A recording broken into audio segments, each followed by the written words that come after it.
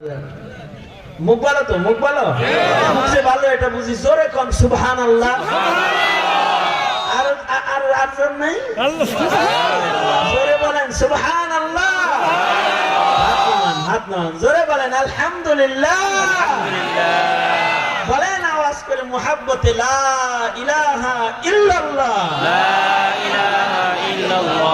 জোরে আওয়াজ করে বলেন আল্লাহু আকবার, আল্লাহু আকবার, জোরে করে বলেন আল্লাহু আকবার, আল্লাহু আকবার। যত বেশি বলবেন কত তত খাতির জোরে বলেন বাড়বে। কার সাথে? আল্লাহর সাথে।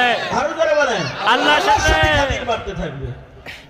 প্রতিদিন জিকির করবেন সুবহানাল্লাহ, আলহামদুলিল্লাহ, লা ইলাহা ইল্লাল্লাহ, আল্লাহু আকবার, সুবহানাল্লাহ, আলহামদুলিল্লাহ, লা ইলাহা ইল্লাল্লাহ, আল্লাহু আকবার।